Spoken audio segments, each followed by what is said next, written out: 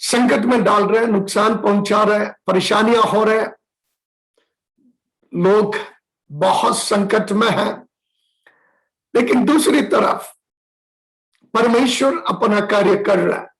इसका मतलब यह नहीं है कि कोरोना परमेश्वर ने लेकर आया है, लेकिन यदि आप इतिहास को पढ़े, परमेश्वर की वचन को पढ़े, हमेशा जब कभी लोग परमेश्वर से चला गया, कलीसिया या प्रभु के लोग परमेश्वर को भूलने लगा, दुनिया पाप में डूबने लगा, जब परमेश्वर को भूलने लगा, अपनी मन मर्जी पर जब लोग जाने लगे, ये दुनिया पाप की अधीनता में है, अंधकार की अधीनता में है। बीमारियां, विपत्तियां, आपत्तियां परमेश्वर होने देता है, परमेश्वर होने देता है। परमेश्वर का दंड जो संसार पर परमेश्वर भेजने जा रहे हैं, वो कोरोना के समान नहीं होगा, वो अति भयंकर होगा। यदि इसके संबंध में आपको पढ़ना है, आप प्रकाशित वाक्य को पढ़ना है, खासकर जब आप 16 अध्याय वगैरह प्रकाशित वाक्य पढ़ेंगे। कोरोना तो सभी को नहीं मार रहा, सभी असर नहीं है, कुछ लोगों को, और सभी नहीं मर रहे। अभी मेरे ख्याल पर लगभग कितना 22 लाख लोग कुछ मरा है, जबकि सन 19,000 में जो काला प्लेग महामारी आए थे, करोड़ों की संख्या में लोग मरे थे, तब भी दुनिया पूरा असर नहीं पड़ा था। जब आप कहते हैं परमेश्वर की ओर से है, ये इस प्रकार नहीं होगा। वो पूरा दुनिया में सभी मनुष्य को, कोई भी नहीं बचेंगे, सभी उसकी असर से होकर जाना पड़ेगा। कारण परमेश्वर का भयानक प्रकोप का दिन संसार पर आने वाला है। क्यों? क्या परमेश्वर खुश रहते हैं लोगों को दंड देकर? क्या परमेश्वर स्वर्ग में बैठकर हंसते रहते हैं कि इंसान दर्द में पड़कर? ना, कभी नहीं। आज परमेश्वर रो रहा है, आज परमेश्वर मनुष्य को प्यार किया है, इतना प्यार किया, परमेश्वर ने अपने पुत्र को दे दिया है, संसार में भेज दिया, ताकि मानव जाति आने वाले परमेश्वर की प्रकोप से बच जाए और मानव की उद्धार हो जाए। लेकिन जब मनुष्य परमेश्वर की योजना को टुकराते हैं, परमेश्वर से चले जाते हैं, पाप, अधर्म इस दुनिया के संसार अर्थात अंधकार की जो स्वामी शैतान के साथ देते हैं। परमेश्वर धर्मी है, धार्मिकता कैसे बैलेंस करता है? धार्मिकता का मतलब एक तरफ नहीं है। धार्मिकता का मतलब दंड, गलती का दंड जरूर सजा देना है, नहीं तो धर्मी नहीं है। और परमेश्वर इसलिए धर्मी है, वो जरूर पाप का दंड देंगे। पाप का मजदूरी तो मृत्यु है। मैं विषय पर नहीं आ रहा, लेकिन आपको कुछ बात समझ जाकर मेरे विषय पर आ जाऊंगा। तो परमेश्वर यदि धर्मी है, तो पाप का नजरअंदाज अंदाज परमेश्वर कर नहीं सकते। तो परमेश्वर एक तरफ बैठकर गलती करते हुए देखे बैठे, तो वो परमेश्वर नहीं है। लेकिन परमेश्वर यह नहीं चाहता कोई भी नाश हो जाए। परमेश्वर की इच्छा यह है सभी उद्धार को प्राप्त करें, सभी बच जाए, सभी परमेश्वर को जाने। और आज रास्ता खुला है, इसलिए यीशु ने कहा मार्ग, सत्य, जीवन मैं हूं, और जो मेरे पास आते हैं वो कभी नाश नहीं होंगे, और उनके ऊपर मृत्यु का होंगे। तो ये मत सोचो कोरोना परमेश्वर की दंड है, कोरोना पाप की फल है। परमेश्वर का दंड सारे संसार के ऊपर होगा, सारे मानव जाति के ऊपर होगा। लेकिन उसके पहले जो प्रभु को जानते हैं, जो विश्वासी है, जो कलीसिया के अंतर्गत है, उसको प्रभु उठा लिया जाएगा। उस दंड से कलीसिया बच जाएगा। मैं और आप उसके पहले इस संसार से उठा लिया जाएगा।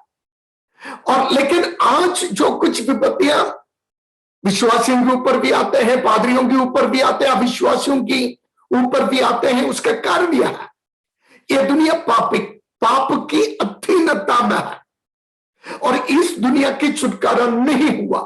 तो जो कुछ अभी हो रहा है पाप का फल हो रहा है, और वो हुआ है इतिहास में, अभी हो रहे हैं। यदि प्रभु की आगमन की देरी है और हो जाएंगे और उसमें सभी का असर पड़ेगा। लेकिन विश्वासियों का, कलीसिया का, प्रभु के लोगों की एक सच्चा आशा, एक उम्मीद है। हमारा एक क्या कहना चाहिए, गहरा आशा है, एक धन्य आशा है। वैसा वचन कहते हैं, धन्य आशा, एक लिविंग होप, मतलब जिंदा आशा है। प्रभु यीशु मसीह की आगमन के पहले जो कुछ भी इस शरीर से होता है उससे मुझे कोई परवाह करने की जरूरत नहीं है। चिंता करने की, परवाह करना, चिंता करने की, डरने की जरूरत नहीं है। लोग भाई के अंदर है। कल रात भी आधी रात मैं बहुत लेट सोता हूं, लेकिन जैसे सोया इंडिया से फोन आया प्रार्थना के लिए, और पास्टर जी डरा हुआ है, नींद नहीं आ रहा। और वहां पर दिन की समय, यहां पर आधी रात का समय है। पता नहीं दिन में वो क्या सो रहा है, मुझे तो रात में सोने नहीं दे रहा है। तो बता रहे दिन में कि पास्टर जी डरा हुआ है, भाई के अंदर है, शरीर में यह है वो है, ऐसा लग रहा है मुझे कोरोना है। नहीं तो कोरोना तो क्या हो गया है। यदि प्रभु चाहे, प्रभु जिंदगी दिया है, प्रभु का जो योजना आपके ऊपर है वो कोई भी कोरोना छीन नहीं सकता। तो आप पूछेंगे फिर जो पादरी लोग और जो विश्वासी लोग, जो लोग चला गया है, उनका क्या हो गया? उनका जिंदगी का सेवा समाप्त हुआ। परमेश्वर ने उनको अपने पास बुला लिया। वक्त मेरा भी आएगा, पता नहीं आज, नहीं तो कल, नहीं तो दो साल बाद, पता नहीं, किसको क्या मालूम। लेकिन एक विश्वासी के लिए भाई इस बात का होना है कि आज मेरा प्राण मुझसे निकल जाए, क्या मैं प्रभु के पास होगा, या मैं रह जाएगा अनंत जीवन से, स्वर्ग से, जो परमेश्वर ने मेरे लिए बनाया है, जो स्वर्ग की आशीष परमेश्वर ने मेरे लिए रखा है, क्या उससे मैं छूट जाएगा? उससे प्रति किसी को डर नहीं है, उसके प्रति कोई चिंता ही नहीं करता है। हमारी चिंता केवल इतना है, कैसे भी हो ये पाप भारी संसार में जिंदगी खींचना है। मैं आपको नहीं डरा रहा हूं, हकीकत बता रहा। सच्चाई का सामना करो, गलत झूठ भावना के अंतर्गत मसीही जिंदगी मत बिताओ, क्योंकि मसीही जीवन केवल इस संसार की जिंदगी नहीं है, और हमारी विश्वास की जिंदगी इस संसार के बावजूद शुरू होते हैं। ये संसार में नहीं हो रहा, मुसाफिर है। मुसाफिर उर्दू शब्द फिरता देखा, और कह सकते हैं एक परदेशी हो मैं हो रहा। जानते हैं एक तीर्थाटक एक जगह पर बने नहीं रहते, एक परदेशी उस देश में हमेशा नहीं रहते हैं। कनाडा में अभी मैं परदेशी हूं, मैं कनाडा के निवासी नहीं हूं, और मेरा तो जल्दी खत्म है। मेरा यहां का मतलब धरती का मेरा नागरिकता भारत में है। तो चाहे जब मेरा विषय खत्म हो जाएंगे 2 साल 3 साल जितना भी साल हो, मुझे यहां पर भारत में आना है। लेकिन वो संसार की बात, जिंदगी की बात आते हैं। मैं और आप धरती के लिए केवल नहीं बनाया हुआ, हम 2 संसार के लिए बनाया हुआ। धरती पर 7 70 वचन कहते 7 या 70, यदि 80 90 मिल गया, मानो आपको एक्सटेंडेड लाइफ मिल गया, थोड़ा और प्रभु ने एक्सटेंशन दे दिया। बस उतना ही है इस संसार की जीवन। उसके बाद मैंने बताया मनुष्य 2 संसार के लिए बनाया गया है। इस संसारिक जिंदगी बस थोड़ा समय का, वचन कहता है उसका फल जो है, उसका जो सारांश है, the summary of this life, कष्ट, संकट और क्लेश, उसके अलावा कुछ भी नहीं है। चाहे आप धनवान हो या गरीब, चाहे आप कितना पढ़े लिखे हो या अनपढ़, चाहे आप महल के निवासी हो या झोपड़ी के, पूरा सारांश जिंदगी का ले लो। आप जो खुशी करते क्या वो खुशी है? आप जो आनंद करते हैं क्या वो आपका जिंदगी का सही आनंद है? यदि है तो कितने समय तक? जब तक तंदुरुस्ती है, या जब तक पैसा हाथ में है, या जब तक सब कुछ ठीक ठाक है। लेकिन एक करप्टेड मतलब एक बुरा बिगड़ा हुआ संसार में कुछ भी स्थायी नहीं है।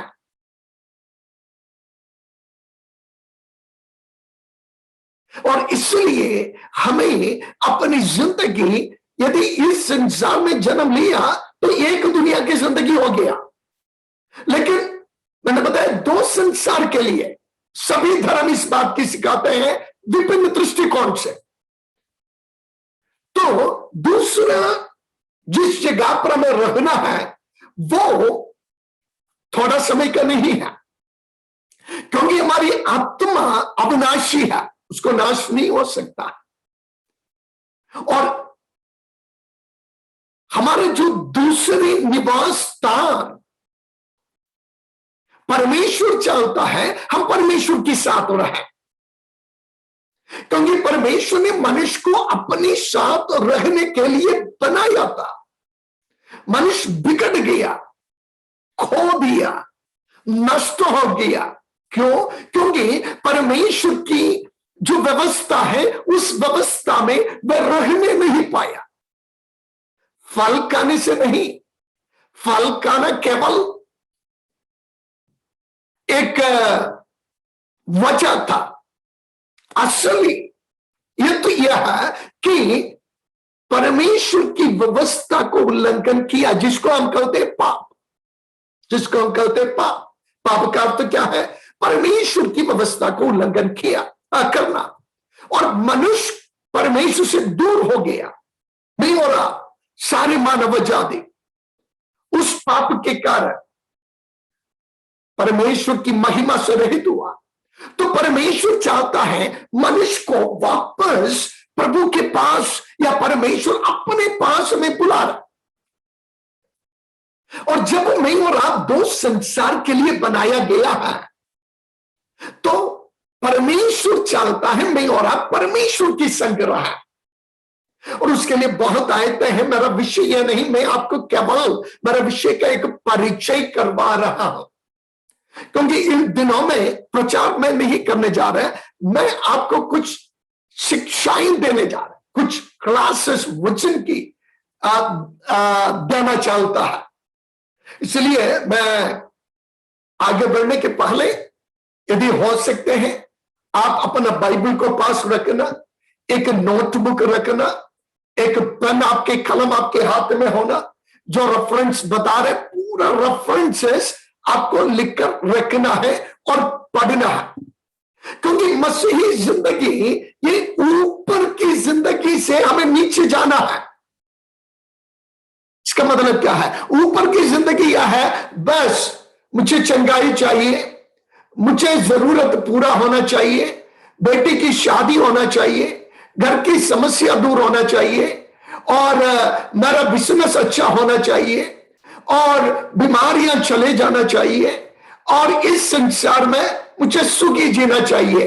वही बहुत लोगों की विचार है मसीही जीवन के विषय में, बहुत विश्वासियों का भी। और इसलिए मैं ऊपर ही ऊपर चल रहा है। उसका आपत्ति क्या है? उसका आपत्ति यह है, जैसे एक तूफान आ जाएगा, जैसे संकट आ जाएगा, जैसे परेशानियां सामने आएंगे, डूब जाएंगे। इसलिए बहुत विश्वासी आकर चले जाता है। और कितने लोग विश्वास में आए, उसमें कितने लोग आज स्थिर रहा। और आप अपनी कलीसिया का ही बात लें, कितने लोगों को वहां पर बपतिस्मा दिया था, और कितने लोग आज विश्वास में है। कारण यह है, वचन की गहराई पर नहीं है। और वचन कहता है कि हमें परमेश्वर की वचन में जड़ पकड़ना है, हमारा जड़ वचन के अंतर्गत होना। केवल पास्टर की प्रचार में कुछ इमोशन, मतलब हमारी भाव में आकर कुछ गीत, संगीत, ताली, आराधना और कुछ शब्द बनाना, इस पर नहीं है मसीही जीवन। मसीही जीवन में यह है, उसका एक भाग है, लेकिन मसीही जिंदगी वो नहीं है। इसलिए प्यारों, इन दिनों में वचन की सच्चाई पर आ जाओ। ये मत सोचो कि मेरा विषय पवित्र आत्मा है, मैं पवित्र आत्मा की ओर चले जाऊंगा। कुछ लोगों का क्या विचार है पवित्र आत्मा की मतलब बस ताली बजाना, कुछ गीत गाना, कुछ अन्य भाषा बोलना, बस। वो नहीं है। पवित्र आत्मा की जिंदगी वो नहीं है, क्योंकि पवित्र आत्मा के संबंध में आपको जानकारी नहीं है। और मैं जो विषय पर वापस आ जाऊं, जब दो दुनिया के लिए मुझे और आपको बनाया गया, या तो परमेश्वर चाहते हैं परमेश्वर के साथ हम रहा, तो परमेश्वर के साथ रहने के लिए परमेश्वर की व्यवस्था के अंदर हम आना चाहिए। परमेश्वर पवित्र है और पापी इंसान परमेश्वर के पास आ नहीं सकता। इसलिए हमारी पाप की पहले शुद्धिकरण होना चाहिए, पाप से छुटकारा होना चाहिए। उसके लिए हमें क्या करना चाहिए? नंबर 1, हमें मानना है कि मैं पापी हूं। जब तक मैं इस बात को कबूल नहीं करते, स्वीकार नहीं करते कि मैं पापी है, परमेश्वर कुछ भी नहीं कर सकता। तो आप कहेंगे मैंने कौन सा पाप किया है? वचन कहता है सभी ने पाप किया है, धर्मी कोई नहीं है। सब पाप करके परमेश्वर की महिमा से रहित हो गया है, और धर्मी एक भी नहीं। और भजन संहिता में लिखा है परमेश्वर स्वर्ग से देख रहे कि परमेश्वर को खोज करने वाला कोई है?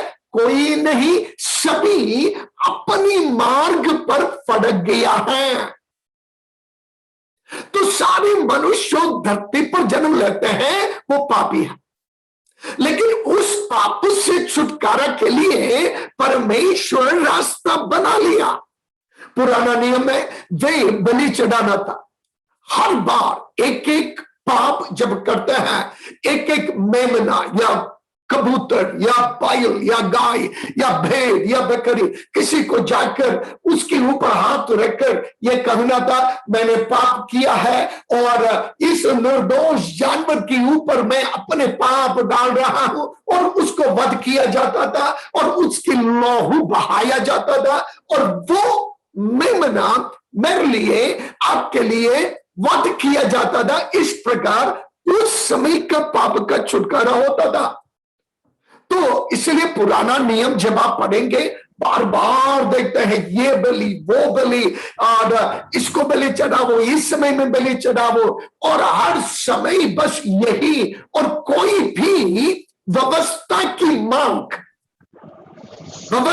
मांग पूरा नहीं कर सकता था, क्योंकि व्यवस्था हमेशा मुझे और आपको दोषी ठहराता था। जब कभी आप व्यवस्था को उल्लंघन करते, व्यवस्था करते थे, तो दोषी है, और उस दोष से, उस पाप से कैसे छुटकारा पाए? बस बलि चढ़ाओ। तो सुबह पाप किया, सुबह बलि चढ़ाओ।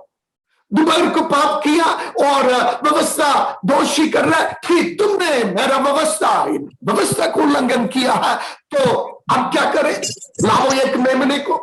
और शाम को पाप किया है और व्यवस्था अगर कड़ा करेंगे, तूने उल्लंघन किया है, तो आप क्या करें? लाओ एक बैल को।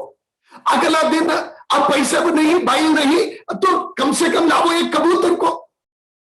मतलब ये जो साइकिल है, ये घूमते रहे, लोग परेशान हुए। व्यवस्था के अंतर्गत कोई भी धर्मी नहीं बनते थे, कोई भी धर्मी होते नहीं थे।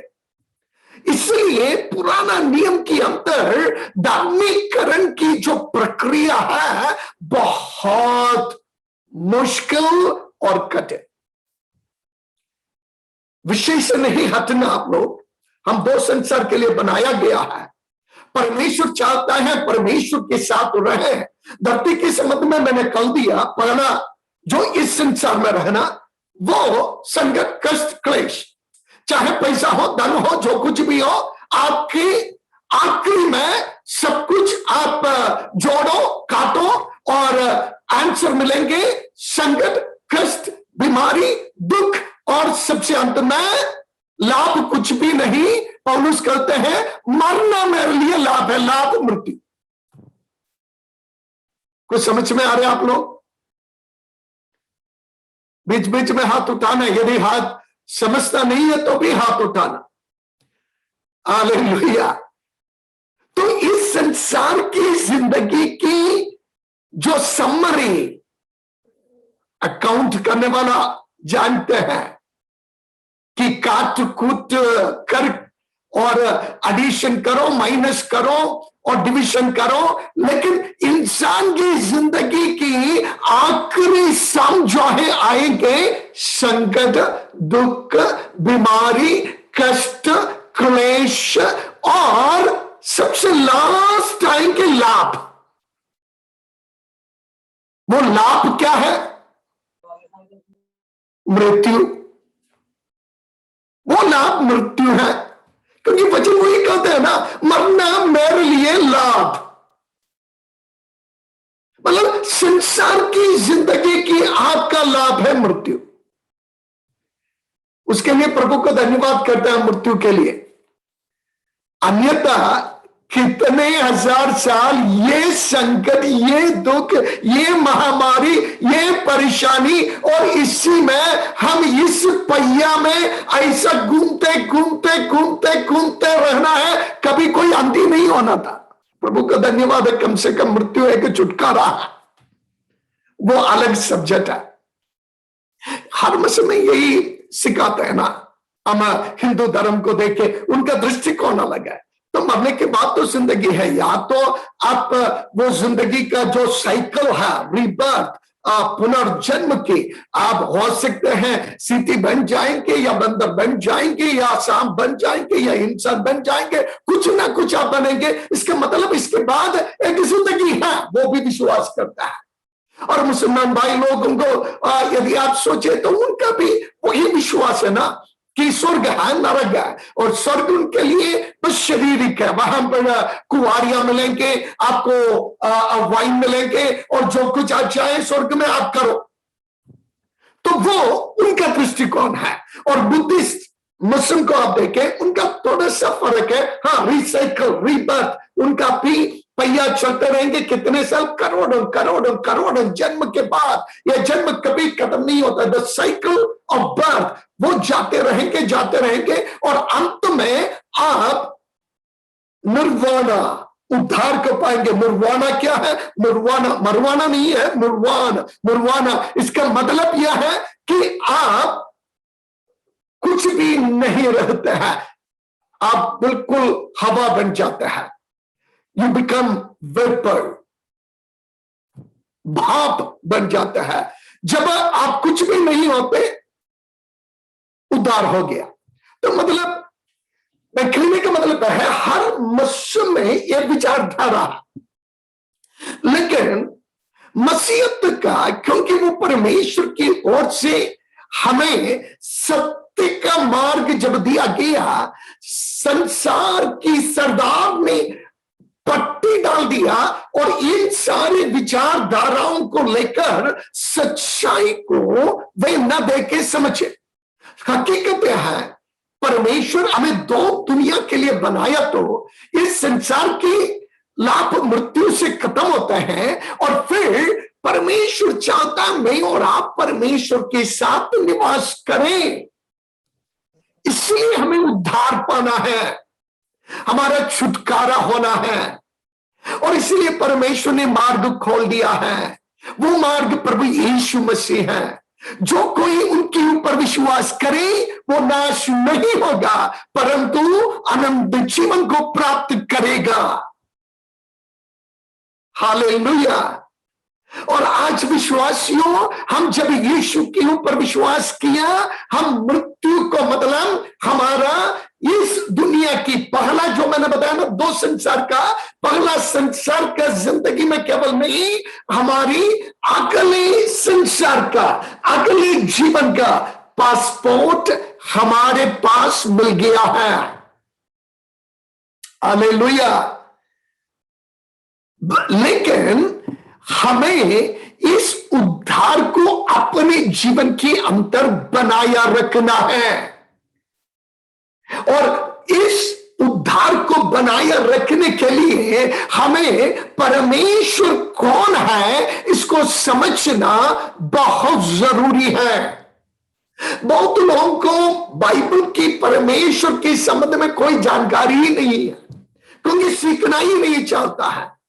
हर संदेश में बस आशीष आश्चर्यकरम, आशीष आश्चर्यकरम, इसको छोड़कर कोई शिक्षा ही नहीं हो रहा।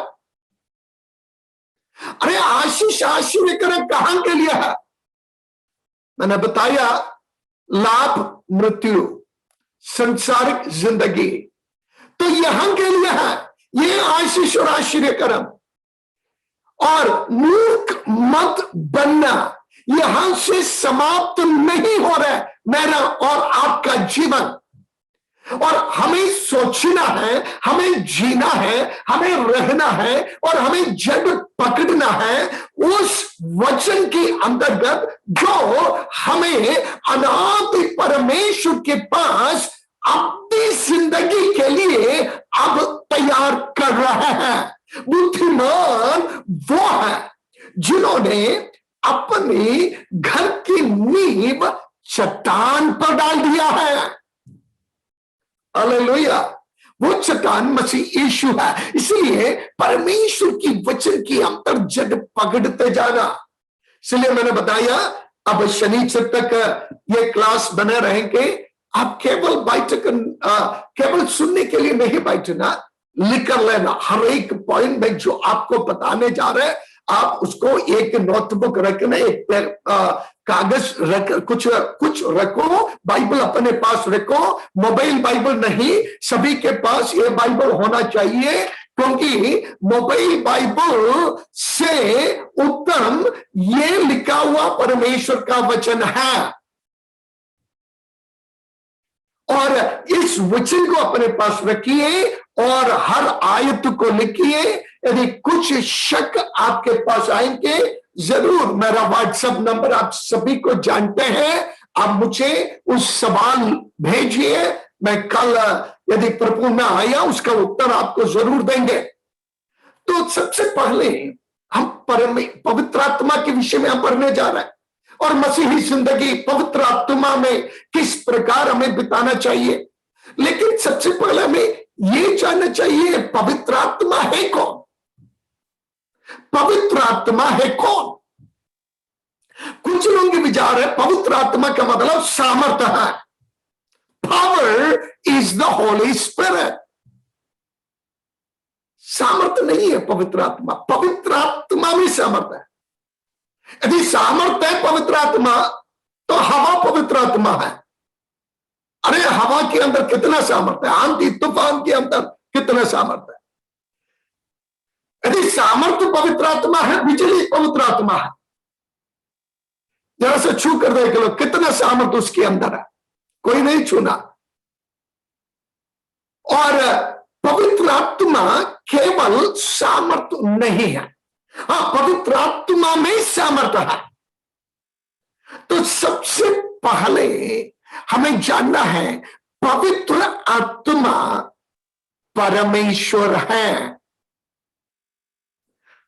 पवित्र आत्मा परमेश्वर है। मैं जानता हूं कुछ लोग नया है, कुछ लोग विश्वास में नहीं, कुछ लोग पुराना है। तो आपके अंदर ये सवाल आएंगे तो प्रभु यीशु मसीह कौन है, तो पिता परमेश्वर कौन है। यदि आप बाइबल को पढ़ें, बाइबल परमेश्वर का वचन परमेश्वर को एक ही परमेश्वर, हमारे लिए 2 या 3 परमेश्वर नहीं है, परमेश्वर एक है।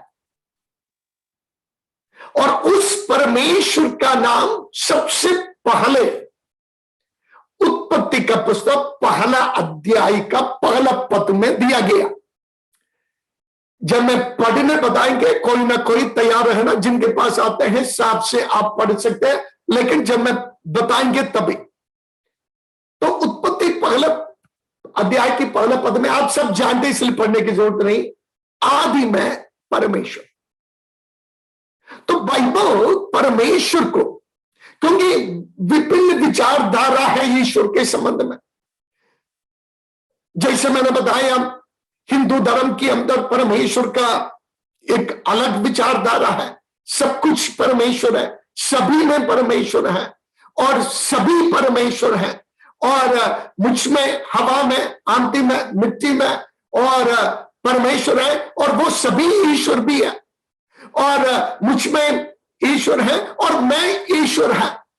और एक ऐसे समय आएंगे मेरा ये पूरा रीबर्थ के बाद अंत में ब्रह्म में मैं बन जाएंगे, तो मैं ब्रह्मा बन जाएंगे, मैं ईश्वर बन जाएगा। तो वो उनकी विचारधारा है। लेकिन बाइबल जब परमेश्वर के, पवित्र आत्मा परमेश्वर है करके जब बताएंगे, आपको सबसे पहले परमेश्वर की व्यक्तित्व को समझना चाहिए। उसके लिए बाइबल के परमेश्वर कौन है, इसको आपको समझना बहुत अनिवार्य है। तो एलोहीम जो शब्द इस्तेमाल किया, क्योंकि पुराना नियम इब्रानी भाषा में और नया नियम यूनानी और आरामी भाषा में लिखा गया है। तो जब एक भाषा में कुछ लिखा जाता है, दूसरी भाषा में विवर्तन करते समय विवर्तन में बहुत परेशानी आता है।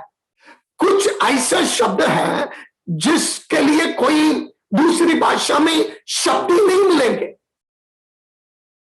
और जैसे अफ्रीका में एक भाषा है, उनके लिए शब्द कोई शब्द नहीं है, मतलब साफ बिल्कुल शब्द। और बाइबल में एक वचन ऐसा है, तुम्हारा पाप कितना भी लाल रंग का हो, हिम के समान शैवत बनाऊंगा। तो उनके लिए हिम नहीं है, बर्फ उनके लिए है नहीं है, स्नो नहीं है उनके पास, न शैवत शब्द उनके पास है। तो उनके पास है नारियल का कलर सफेद है। तो उन्होंने विवर्तन किया, कितना भी लाल रंग का पाप हो तो नारियल के समान शैवत किया जाएगा। इसका कारण क्या है? कारण इब्रानी भाषा से और उनकी भाषा में विवर्तन करने के लिए शब्द नहीं है। तो हमारी सभी भाषा के अंदर सीमाएं हैं विवर्तन के लिए। इसलिए बहुत डॉक्ट्रिन्स उपदेश में भी लोग अपने विचारधारा में इसलिए जाते हैं क्योंकि जैसे एक इब्रानी शब्द है उसका अलग मतलब और अर्थ को हम निकाल सकते हैं। तो अब यलोही शब्द आ जाए जहां पर परमेश्वर शब्द इस्तेमाल किया गया बाइबल के अंदर, उत्पत्ति पहला अध्याय का पहला पद में बाइबल शुरू होता है परमेश्वर से। तो सब कुछ परमेश्वर से शुरू होना है, आरंभ परमेश्वर, और मैं उसके विषय में बाद में आएंगे। तो यलोहीम परमेश्वर के लिए जो शब्द इस्तेमाल किया है इस इब्रानी भाषा में यलोहीम बताया गया। तो यलोहीम दो शब्द है एक्चुअली, यल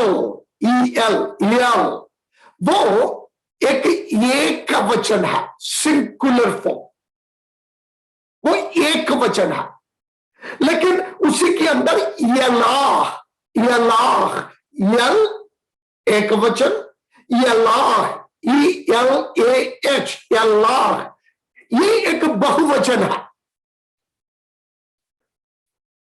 ध्यान से सुनना, बेदारी का मीटिंग नहीं है, कोई अब अन्य भाषा बोलने की जरूरत नहीं, समझने के लिए कोशिश करो, यदि जानता नहीं है लिख कर रखो। और यलोहीम जब परमेश्वर उत्पत्ति पहला अध्याय का पहला पद में दिया गया, यला एक वचन के अंतर बहुवचन इस्तेमाल किया गया, मतलब वो नाम तो एक है लेकिन उसी नाम के अंतर्गत बहुवचन मतलब एक से अधिक व्यक्तित्व है। तो बाइबल के अंदर जब परमेश्वर शब्द इस्तेमाल किया गया, परमेश्वर एक है, हमारा परमेश्वर एक है। आप पढ़िए कोई भी व्यवस्था विवरण अध्याय 6 उसका 4 पद, व्यवस्था विवरण ड्यूटरोनॉमी 6:4 6 का 4।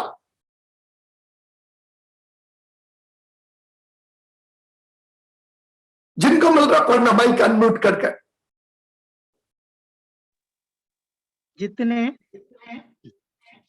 जितने दिन वह न्यारा रहे उतने दिन तक वह बीज से ले छिलके। ना आप गलत पढ़ रहे हैं, व्यवस्था विवरण। इस्राएल सुन, यहोवा हमारा परमेश्वर है, यहोवा एक ही है। तू हे इस्राएल सुन, यहोवा हमारा कितना परमेश्वर है? एक है, वो एक ही परमेश्वर है। इस्राएली हर दिन कम से कम 6 बार इसको कहना पड़ता था, जिसको शेमा कहते हैं, शेमा उनका प्रार्थना है। 6 बार कम से कम यह प्रार्थना करना पड़ता था, हे इस्राएल सुन, यहोवा हमारा एक है और हमारा एक ही परमेश्वर है। तो हमें कितना परमेश्वर है? एक ही परमेश्वर है।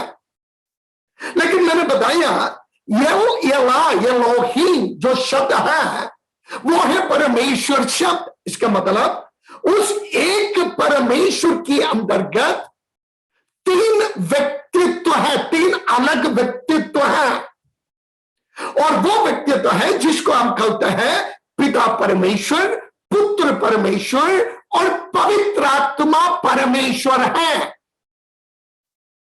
और ये थोड़ा मेरा और आपकी बुद्धि में परमेश्वर को समझना थोड़ा सा कठिन है, क्योंकि परमेश्वर का वचन उसका परमेश्वर के संबंध में एक, जबकि पिता के संबंध में बताया गया, पुत्र के यीशु मसीह के संबंध में बताया गया और पवित्र आत्मा के संबंध में बिल्कुल साफ बताया गया और परमेश्वर कहा गया। लेकिन ये जो मिलन है जिसको हम ईश्वरीय सम्मेलन और जिसको स्रोत एक ही है, वन सोर्स, और तीन व्यक्तित्व एक में बिल्कुल जुड़ा हुआ है।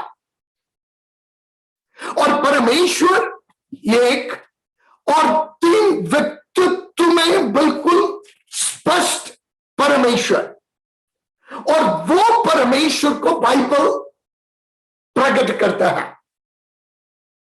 और तब बहुत सवाल आते हैं, हम किससे प्रार्थना करना, पिता से प्रार्थना करना, यीशु मसीह से प्रार्थना करना, या पवित्र आत्मा से प्रार्थना करना।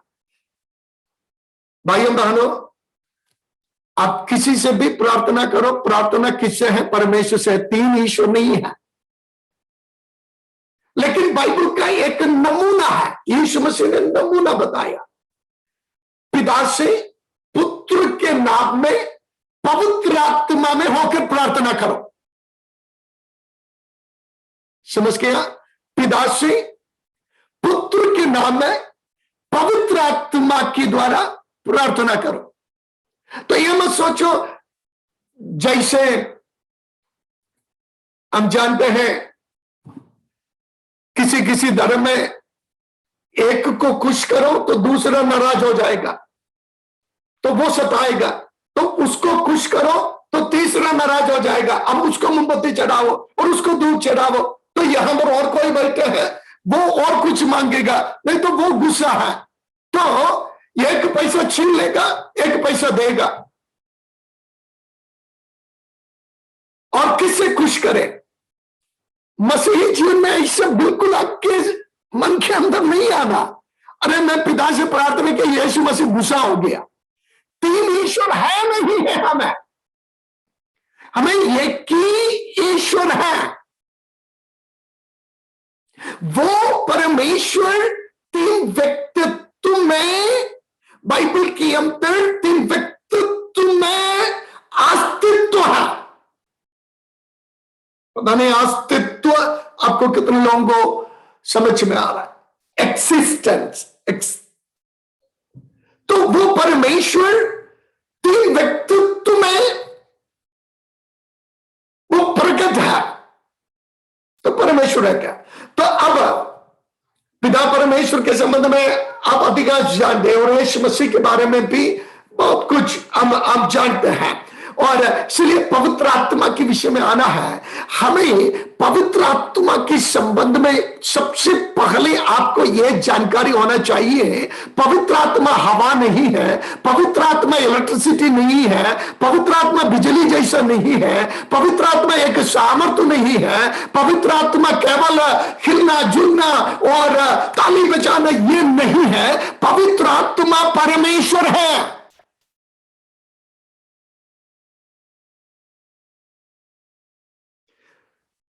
गलत मत समझना, तो मैं ताली बजा रहा, क्या यह गलत है? नहीं है, पवित्र आत्मा आपके अंदर है इसलिए ताली बजा रहा। अब शरीर हिल रहे जुल रहे, क्या यह गलत है? यह दुष्ट आत्मा है, यह दुष्ट आत्मा है, पवित्र आत्मा आपको जांचना पड़ेगा। लेकिन पवित्र आत्मा जब आएंगे, वो पवित्र आत्मा के द्वारा से आप हिल रहा, लेकिन पवित्र आत्मा ये हिलना नहीं है। कुछ लोगों के यही विश्वासियों के गलत विचार है, बस हिलते रहो, पवित्र आत्मा मिल गया। पवित्र आत्मा के बारे में आपको क्या जानकारी है? पवित्र आत्मा परमेश्वर है, इस बात को पहले जानिए। तो आप बताएंगे पास से सब थोड़ा और मुझे समझाओ। ठीक है, मैं समझाऊंगा। अभी मेरे ख्याल पर 10 बज गया है, मैं शुरू भी नहीं हुआ है, इंट्रोडक्शन भी नहीं हुआ है।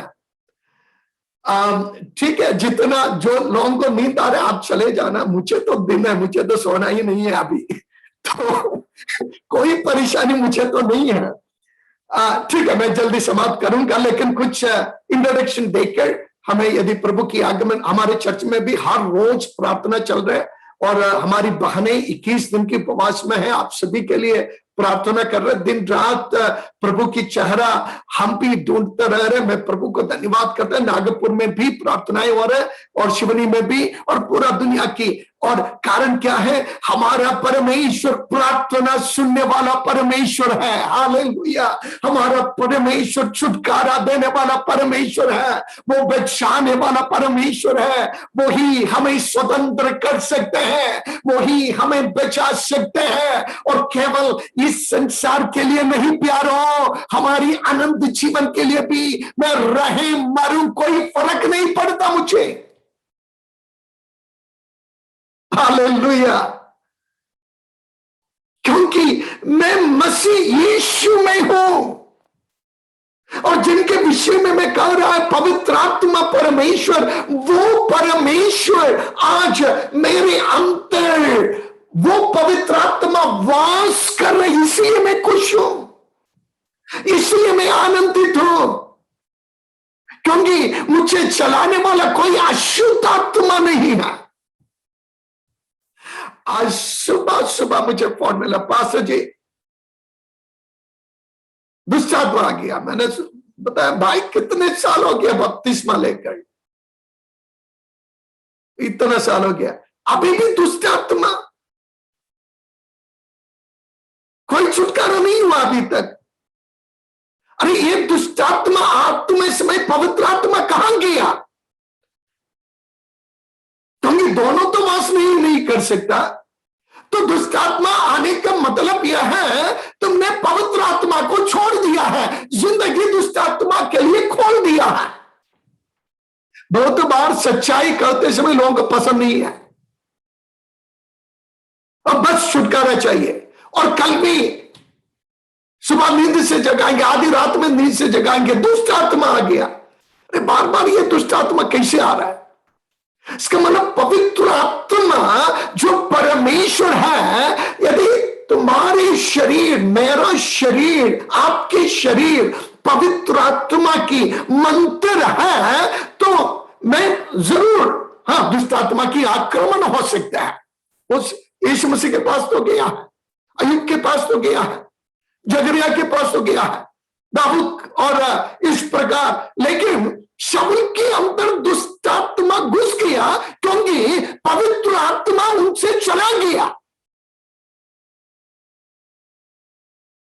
मैं कभी कभी थोड़ा विषय से बाहर भी हट रहा, लेकिन मैं जानता हूं पवित्र आत्मा ये वचन मेरे अंदर डाल रहा है, किसी किसी से प्रभु की आत्मा बातचीत कर रहा है। ये दुष्ट आत्मा पवित्र आत्मा की जिंदगी को छोड़ दो,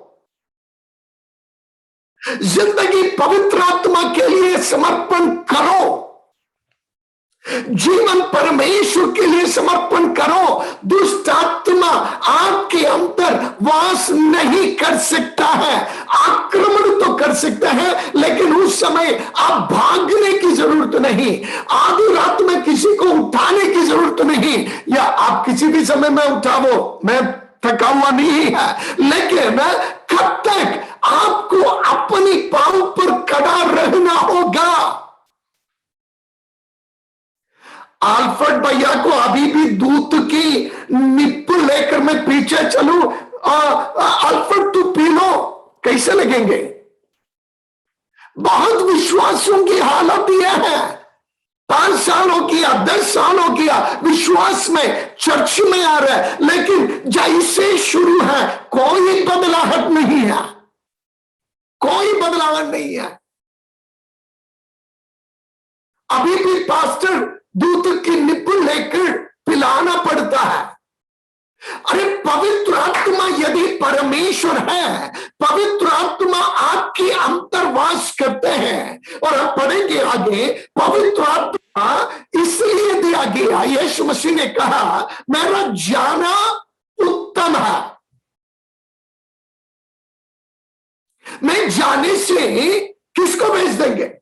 पवित्र आत्मा को। पढ़िए प्रेरितों का 1 अध्याय का 5वीं पद, प्रेरित 1 अध्याय 5वीं पद, book of Acts chapter 1 verse 5।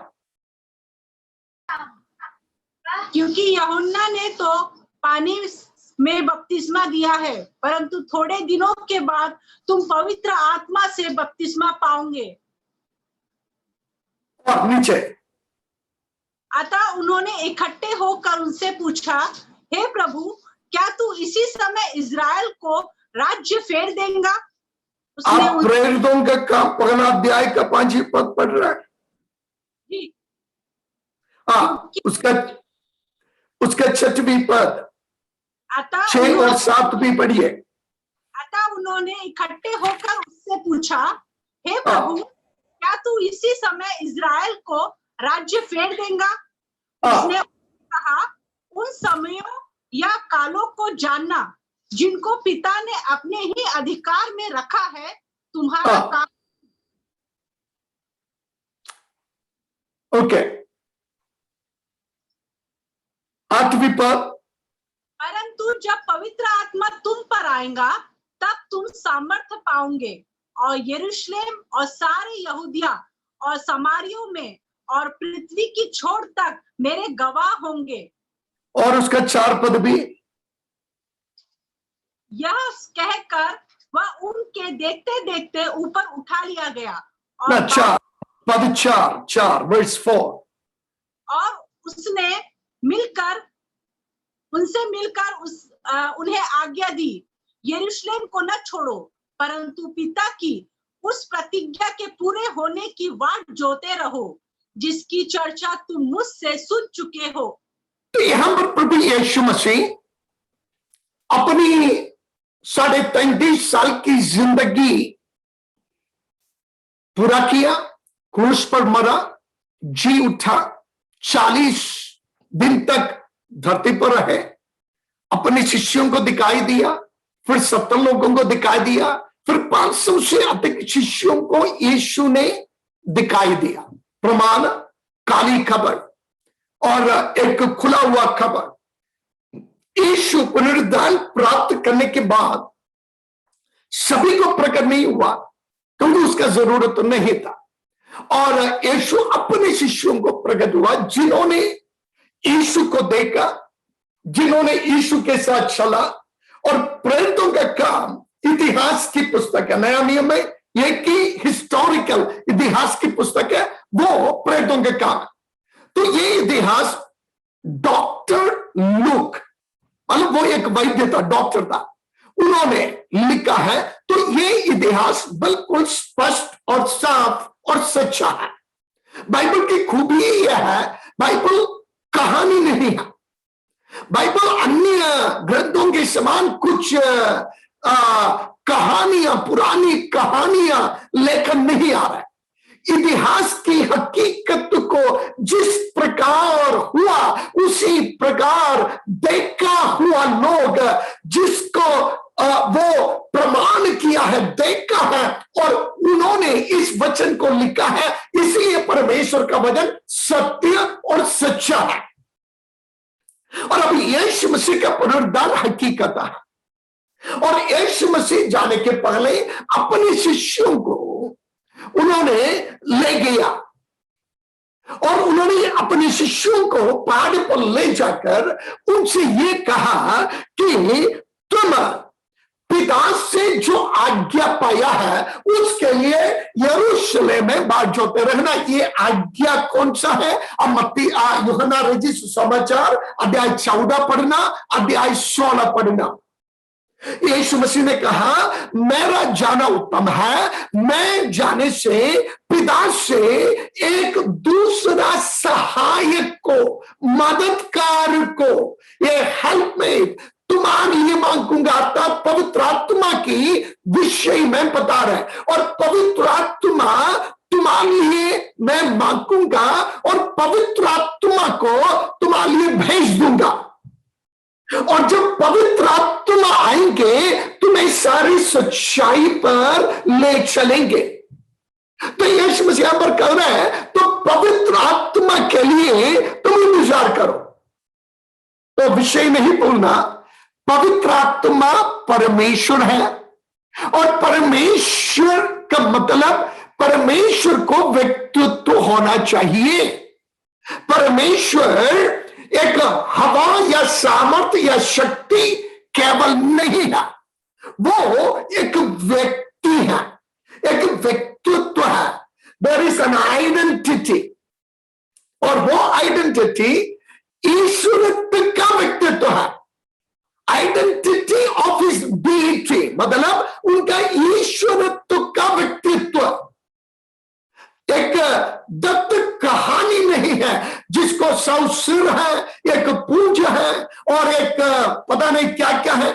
ऐसा एक ईश्वर नहीं है, परमेश्वर नहीं है बाइबल का परमेश्वर। बाइबल का परमेश्वर व्यक्तित्व है।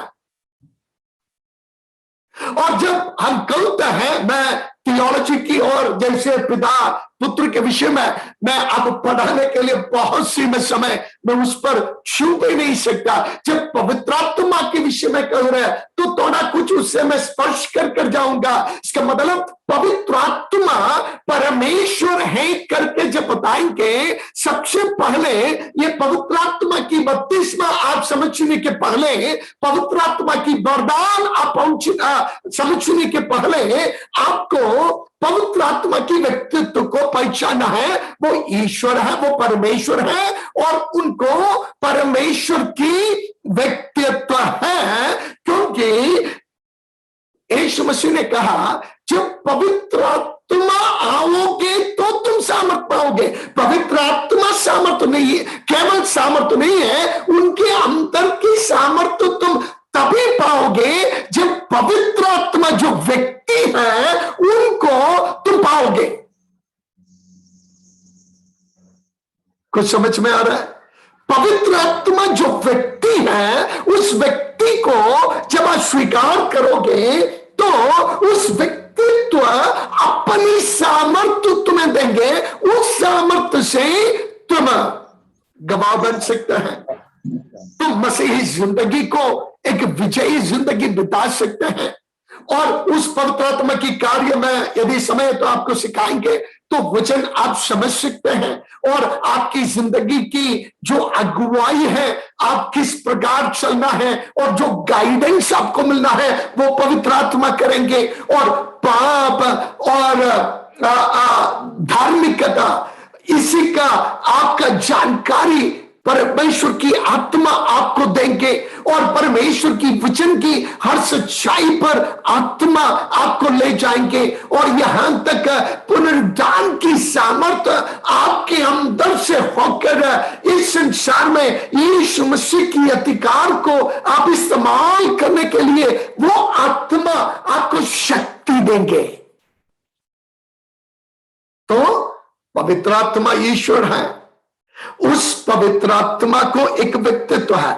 यदि आप पुराना नियम में पढ़े, पवित्र आत्मा शब्द केवल 2 ही जगह पर इस्तेमाल, आत्मा और पवित्र आत्मा का कार्य बहुत लिखा है, लेकिन पवित्र आत्मा करके 2 जगह पर ही लिखा हुआ है। एक भजन संहिता 55 में और वहां पर इस प्रकार लिखा गया है, तेरा आत्मा मुझसे नहीं, सॉरी नॉट 55, 51 का 11 भजन संहिता 51:11 यहां पर लिखा है, तेरा पवित्र आत्मा को मुझसे नहीं हटाना। दाऊद की प्रार्थना है। और यशायाह नबी का 63 अध्याय उसमें उसका 10 और 11 पद में भी पवित्र आत्मा, ये 2 जगह पर ही आप पुराना नियम के अंदर होली स्पिरिट जो शब्द देखने पाएंगे। लेकिन जब नया नियम में आएंगे 90 बार 90 टाइम्स 90 बार होली स्पिरिट पवित्र आत्मा शब्द आपको देखने पाएंगे। तो सबसे पहले इस पवित्र आत्मा का मैं अभी समाप्त करूंगा, उसका जो थोड़ा सा आपको समझ आए पुराना नियम और नया नियम से। जो पुराना नियम है कादेश रूह शब्द पवित्र आत्मा के लिए इस्तेमाल किया। कादेश मतलब पवित्र, अलग किया हुआ। रूह का मतलब आत्मा, श्वास, हवा। और नया नियम में जो पवित्र आत्मा के लिए इस्तेमाल किया गया है शब्द होली स्पिरिट, न्यूमा हागियोस। न्यूमा का मतलब आत्मा, रूह जैसे पुराना नियम है, और वही अर्थ है आत्मा, हवा, श्वास। और हागियोस जो शब्द है उसका कादेश शब्द से मिला हुआ है पवित्र, अलग किया हुआ, बिल्कुल शुद्ध और पवित्र, ईश्वरीय पवित्र, वही हागियोस की अर्थ जो कुछ परमेश्वर के लिए अलग किया जाते हैं, पवित्र किया जाते हैं, उसको हागियोस शब्द से इस्तेमाल किया जाता है। इसलिए हम पवित्र आत्मा कहते हैं, न्यूमा हागियोस। यदि पुराना नियम है तो कादेश रूह शब्द इस्तेमाल किया जाता है। इसका मतलब ये पवित्र आत्मा, जबकि वो परमेश्वर के रूहा, परमेश्वर की श्वास है करके वचन अर्थ में बताते हैं, लेकिन व्यक्तित्व में उनको अस्तित्व है, वो व्यक्ति है और वो परमेश्वर खुद है। पता नहीं कितने लोगों को समझ में आ रहा है, नींद तो नहीं आ रही है सब कुछ सुनकर। हालेलुया। तो हम यदि परमेश्वर चाहे, यदि प्रभु नहीं आया, कल भी पढ़ेंगे, ये व्यक्तित्व में परमेश्वर की आत्मा, पवित्र आत्मा व्यक्तिगत गुण में क्या क्या कर रहा है। और परमेश्वर किसी को भी यदि हम परमेश्वर कहना है तो कुछ योग्यता होना चाहिए। सभी को हम परमेश्वर नहीं कह सकता। पिछले दिन मुझे बहुत हंसी आई है, मैंने व्हाट्सएप में एक संदेश आया, किसी अभी संसार की जिंदा जो अपने आप को परमेश्वर कहते हैं, वो जाकर वैक्सीनेशन ले लिया। तो उसमें लिखा था ईश्वर को भी लग गया वैक्सीनेशन, ईश्वर को भी लग गया वैक्सीनेशन। इनको हम कैसे ईश्वर मान सकते हैं? परमेश्वर यदि होना है, परमेश्वर का कुछ गुण होना चाहिए। वो गुण क्या है?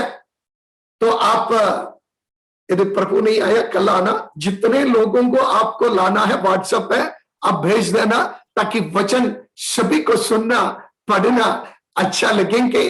और जैसे मैंने बताया, आप अपना नोटबुक रखिए, अपना पेन रखिए, बहुत रेफरेंस समय लेना पड़ेगा, लेकिन आज रात्रि काल मेरे ख्याल पर ये कादेश रूह नूह और नीमा वगैरह आपको नींद में आराम से ले जाएंगे। इसलिए उस पवित्र आत्मा की गुण को याद रखिए। वही पवित्र आत्मा अपनी सामर्थ्य के साथ आज आपके जीवन के अंतर्गत है। वो एक हवा नहीं है, वो एक सामर्थ्य नहीं है, वो एक व्यक्ति है। उस व्यक्ति के जो गुण है सामर्थ्य, उस सामर्थ्य से प्रेरितों के काम में लिखा है, संसार को उलट पुलट करने वाले, जब पवित्र आत्मा की ईश्वरत्व व्यक्तित्व में मेरे शरीर के अंदर निवास करते हैं, वो सामर्थ दुनिया को उलट पुलट कर सकता है। कोई भी अंधकार की शक्तियों को दूर कर सकता है। किसी भी हालात को मैं सामना करने पाएंगे। और प्रभु आप सभी को आशीष दे और हम परमेश्वर की आत्मा की सामर्थ्य को अपने जीवन में किस प्रकार इस्तेमाल करना चाहिए, वचन की अंतर्गत हम उसको पढ़ने के लिए प्रभु हमें मदद करें। Thank you so much. Thank you. God bless you all.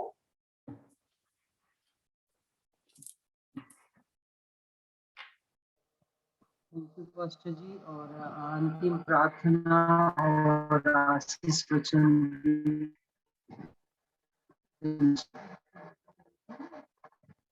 अंतिम प्रार्थना और आशीष वचन पास्टर जी।